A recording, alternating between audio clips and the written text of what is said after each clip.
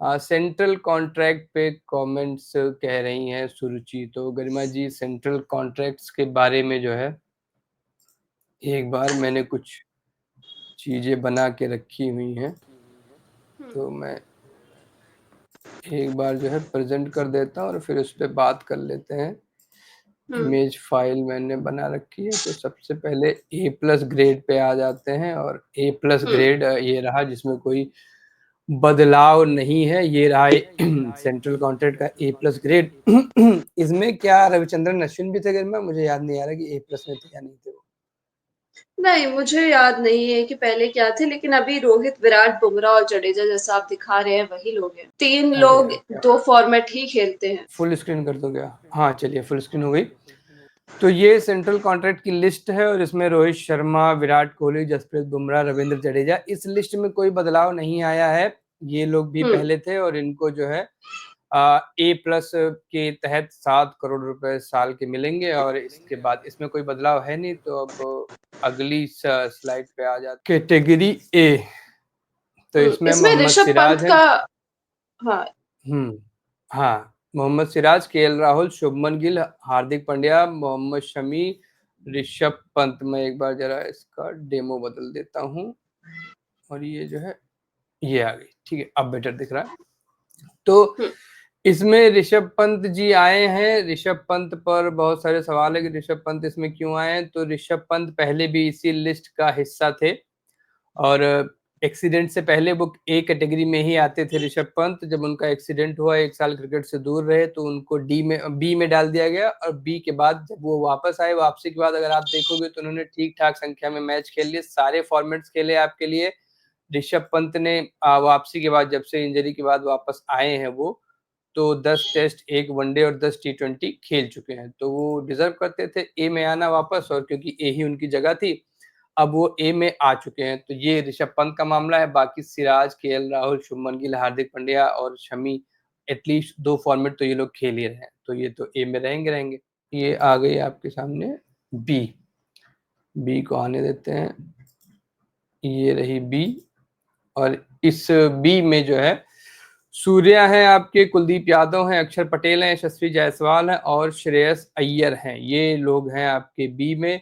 श्रेयस अय्यर को निकाला गया था जब उन्होंने डोमेस्टिक खेलने से मना किया था। गरिमा जी, ब्रीफ में छोटा सा आप बता दीजिए क्या रहा था ये पूरा मामला। हाँ, क्योंकि अय्यर की फिटनेस के इश्यूज थे, परफॉर्मेंस भी नहीं आ रही थी, तो ड्रॉप कर दिया गया था। जब पिछले साल की शुरुआत की बात है, पिछले साल की बात है ना? हाँ, पिछले साल की शुरुआत की बात है। India versus England test series चल रही थी, घर की सीरीज थी। उसके बाद उनको ड्रॉप कर दिया था, फिटनेस इश्यूज बताए जा रहे थे।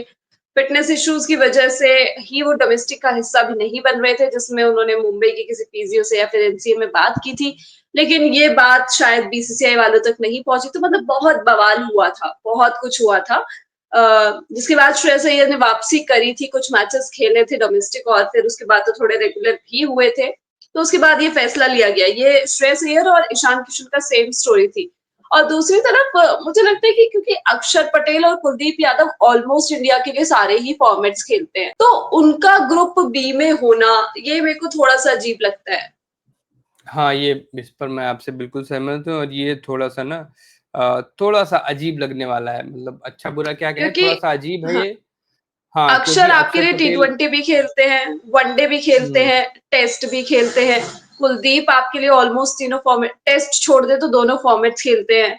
बट मतलब ऐसा नहीं है कि ये किसी एक, क्योंकि मतलब आप कुछ भी समझ सकते हैं, आपको डॉट्स करेक्ट करने में 2 मिनट नहीं लगते, तो आप लोग कुछ भी बोल सकते हैं। बट ये लोग डिजर्व करते हैं आगे बढ़ना। नहीं नहीं, कोई नहीं कहने जा रहा कि ये दोनों डीसी से खेलते हैं। ग्रेड वो आ सी जाएगी फाइनल आपकी। स्लाइड है। हाँ, सी हाँ। की आ जाएगी। तो सी थोड़ी सी गड़बड़ होगी, दिखने में अच्छी नहीं लगेगी क्योंकि इसमें बहुत सारे नाम है। तो माफ करिएगा असुविधा के लिए, इससे सुंदर में बना नहीं पाया।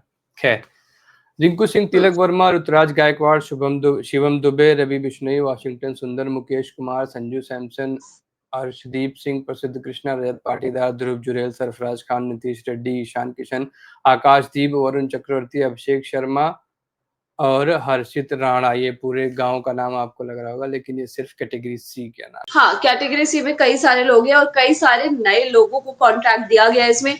रिंकू तो काफ़ी समय से अब टीम इंडिया के साथ है, तो रिंकू, तिलक, ऋतुराज, शिवम, रवि बिश्नोई, सुंदर, ये सब मतलब पुराने प्लेयर्स हो गए। इसमें रजत पाटीदार भी है। रजत पाटीदार भी इंडिया के लिए खेल चुके हैं, लेकिन जो नए नाम हैं, ध्रुव जुरैल, सरफराज, नीतीश कुमार रेड्डी, अभिषेक शर्मा, आकाशदीप, वरुण चक्रवर्ती, हर्षित राणा हैं। तो इन लोगों को जी। नया कॉन्ट्रैक्ट मिला है ये लोग और पहली बार बाकी तो वही सेंट्रल पुराने। कॉन्ट्रैक्ट में आए हैं और हुँ, शार्दुल ठाकुर, के.एस. भरत, आवेश खान और जितेश शर्मा ड्रॉप किए गए हैं। ये लोग हाँ, ग्रेड सी का हिस्सा थे। पिछली हुँ, बार 30 प्लेयर्स को कॉन्ट्रैक्ट मिला था, इस बार 34 प्लेयर्स को कॉन्ट्रैक्ट मिला है।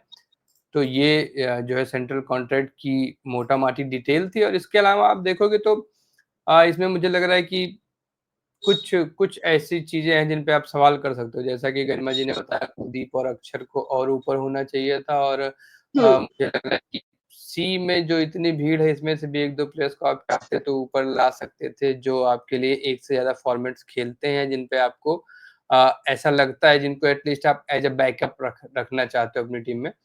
लेकिन ठीक है और अब सेंट्रल कॉन्ट्रैक्ट के लिए एलिजिबिलिटी भी आप लोगों को पता ही होगी कि 1 साल में या तो 3 टेस्ट या 8 वनडे या फिर 10 टी20s खेले हों। तो ये अगर आपने इंडिया के लिए खेला हो मतलब ऐसा नहीं है कि अगर आपके पास कॉन्ट्रैक्ट नहीं है तो आप इंडिया खेल नहीं सकते हो। आप बिना कॉन्ट्रैक्ट के भी आपका सिलेक्शन हो सकता है। लेकिन अगर आपके पास कॉन्ट्रैक्ट है तो बस ये हो जाता है कि आपकी रिटेनरशिप पक्की हो जाती है। यानी आपको साल में इतने पैसे मिलेंगे मिलेंगे चाहे आप खेलो या ना खेलो। अब ये पैसे क्या हैं ये भी आप लोग जानते ही हैं।